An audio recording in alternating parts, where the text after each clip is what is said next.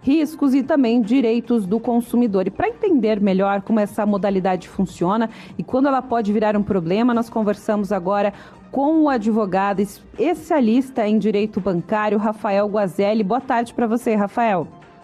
Boa tarde para você também, é uma satisfação estar participando com vocês. Rafael, o Pix parcelado está sendo apresentado aí como uma solução para quem não tem cartão de crédito ou limite disponível. Do ponto de vista jurídico e financeiro, ele é mais parecido com um Pix ou um empréstimo? Na realidade, o Pix parcelado é uma linha de crédito, é um empréstimo. Porque você pega um valor da instituição financeira, ela faz o pagamento para com quem você está transacionando para o terceiro, e por outro lado você vai ter que pagar esse valor à instituição financeira por um determinado prazo, incluindo-se aí juros, correção monetária, né? E nesse ponto eu alerto que é importante você pesquisar entre as instituições financeiras quais as taxas de juros mais baixas, os encargos que são mais em conta para o consumidor. É aí que entra um alerta, né? Muitas pessoas acham que o Pix é sinônimo de pagamento sem juros, né? Onde que está o principal risco dessa confusão quando a gente fala mesmo em Pix parcelado? É realmente a questão dos juros, né? Sim, com certeza. E hoje, entre as instituições financeiras, os bancos em geral, há uma grande diferença na taxa de juros. Porque eles sempre, quando eles vão conceder uma linha de crédito ao consumidor, eles analisam o perfil do consumidor. Então, de repente, em determinado banco, o banco Y, você pode ter uma taxa e no banco X você ter uma outra. Então, é fundamental você pesquisar isso antes de você finalizar qualquer transação. Pela regra, essas taxas do Pix parcelado, elas precisam variar de porcentagem a porcentagem? Existe já uma regra sobre isso? E na prática o consumidor consegue perceber o impacto real desses juros no custo final da compra? Na realidade, não tem um limite. Logicamente, nós temos o Banco Central, né, que é o órgão regulador, que em relação aos bancos, que lá você tem a taxa de juros média de mercado para todas as operações, transações bancárias, mas a gente pode já ver casos numa instituição o juros mensal ser 1,5%, em outra está 4%. Então isso pode variar muito. E em relação à segunda parte da sua pergunta ali, que se é possível você mensurar quanto que vai custar isso no final, de fato o consumidor tem que fazer conta. Ele tem que ver quanto que o banco está lhe emprestando e quanto que ele vai pagar ao final, para ver se realmente compensa para ele entrar num compromisso financeiro como esse, né? Existe alguma obrigação legal das instituições em informar aí de forma clara antes da contratação? Que o consumidor deve observar na tela, então, antes de confirmar o pagamento? Realmente fazer essa conta? Sim, na verdade pelo Código de Defesa do Consumidor, que é uma transparência. Qualquer fornecedor, incluindo-se aí as instituições financeiras, tem o dever de informar todas as condições do negócio. E nisso se inclui a taxa de juros, os encargos que estão sendo cobrados. Isso tem que estar bem claro quando o consumidor vai aderir à operação.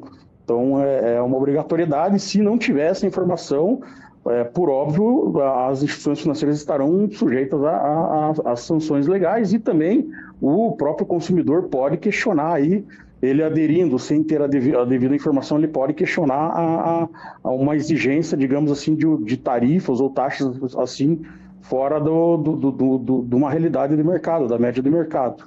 Nós estamos conversando com o especialista em direito bancário, Rafael Guazelli, sobre o Pix parcelado. Uma dúvida, como o recebedor do Pix, ele recebe o valor integral na hora, e quem que assume, Rafael, o risco da inadimplência nesse tipo de operação? Na verdade, o recebedor do valor, ele está resolvido o negócio com ele, porque ele já recebeu o valor.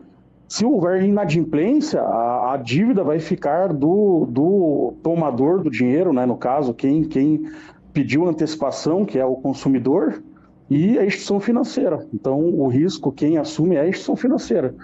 Daí a instituição financeira vai ter, se tiver inadimplência, ela vai poder, eventualmente, executar, fazer as devidas cobranças do consumidor. Na tua opinião, o Pix parcelado pode ser uma porta de entrada para o superendividamento, especialmente para quem já está com o orçamento comprometido? Com certeza. A gente está num país que há uma grande inadimplência, tem dados estatísticos nesse sentido, e o Pix parcelado pode ser, ao mesmo tempo que pode ser uma solução, dependendo da situação, também pode ser uma armadilha, porque tem a capacidade de aumentar o endividamento. Então, por isso que é fundamental se entender o valor que você está emprestando, né, e o valor que você vai pagar ao final, para que você não se surpreenda. Em muitos casos, a pessoa vai lá, por exemplo, empresta 10 mil, faz o Pix de 10 mil parcelado. Daí, ao longo prazo, quando for pagar esses 10 mil, se torna 30 mil reais, dependendo da taxa de juros. Então, é esse cuidado e essa conta que o consumidor deve fazer. Agora, em que situações você entende que o Pix parcelado pode ser usado com responsabilidade sem virar essa armadilha financeira que você comentou? O primeiro passo é fazer a pesquisa das diferentes tarifas entre os bancos, né? Segundo passo, ter uma disciplina, uma organização financeira.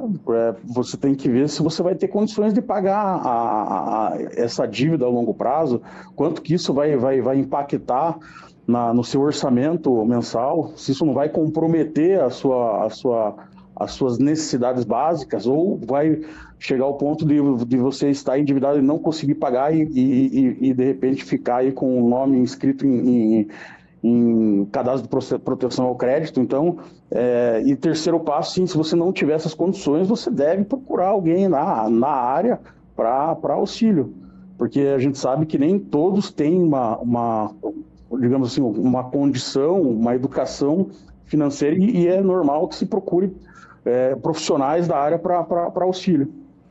Do ponto de vista jurídico, há alguma diferença entre parcelar uma compra no cartão de crédito tradicional e usar o Pix parcelado?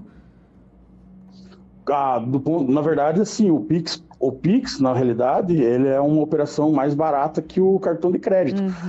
Porque no cartão de crédito, por exemplo, o vendedor, ele tem que pagar taxas para o banco, né, tarifas referente à maquininha do cartão, ao uso do cartão. O Pix já não tem essas tarifas, né? Então essa é a grande diferença, porque o Pix é uma operação mais barata. Logo, a tendência, pelo menos em tese isso, a tendência é que as tarifas do Pix sejam bem menores do que um cartão de crédito. Isso a gente vai acompanhando então ao longo do tempo, né? E caso o consumidor perceba que foi induzido ao erro ou que não teve acesso claro às informações de juros, de taxas, quais são os caminhos legais aí para reclamar, para contestar?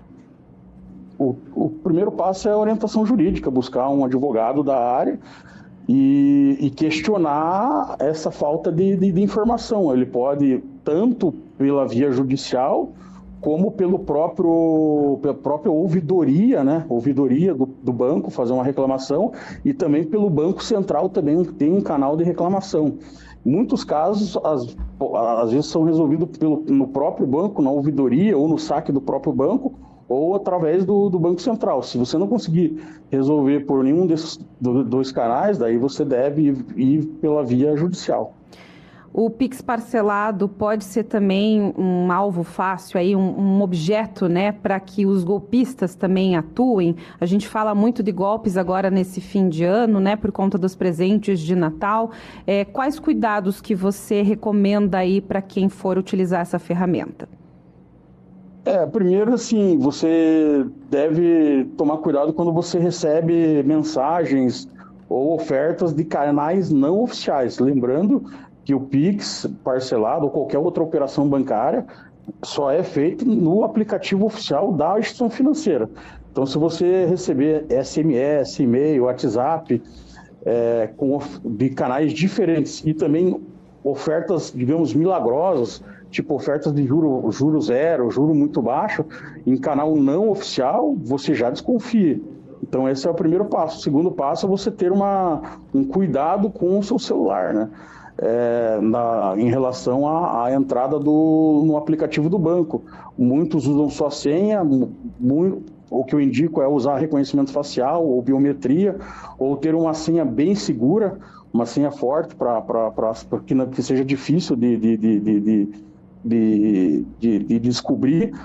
Também tomar cuidado quando você recebe aquelas mensagens para baixar aplicativo, seja em WhatsApp ou SMS, que são aplicativos similares ao Ndesk, que são aqueles aplicativos que o golpista consegue entrar no seu dispositivo e daí, através disso, ele consegue aplicar o golpe. Também muita atenção quando você for fazer a operação do Pix, confirmar atentamente o nome, o CPF do destinatário, de quem vai receber o valor.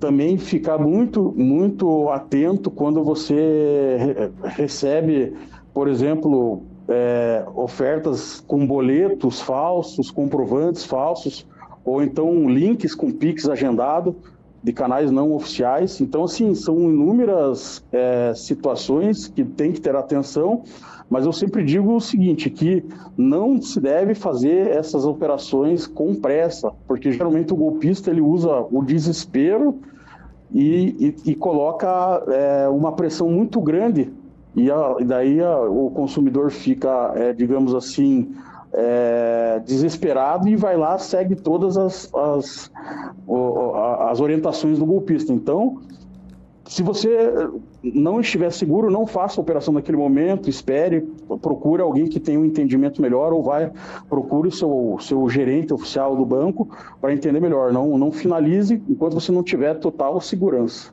E falando especificamente para quem foi vítima de golpe envolvendo instituição financeira, né? Por exemplo, fez um Pix, fez um pagamento errado, como que faz aí? O primeiro passo seria fazer um boletim de ocorrência? Sim, a partir do momento que você caiu no golpe, você deve fazer o boletim de ocorrência e imediatamente já abrir um pedido no banco para tentar bloquear esse recurso. Logicamente, a gente sabe que é muito difícil socorrer, porque quem aplica o golpe, geralmente o dinheiro vai para uma conta de um terceiro, e esse terceiro já destina para várias contas, então dificilmente você vai conseguir recuperar o valor, mas o caminho é esse. E através do mecanismo especial de devolução, que é utilizado em casos de golpe, de Pix, as instituições podem tentar bloquear esse recurso, e se conseguir bloquear esse recurso, elas vão com certeza lhe devolver o valor.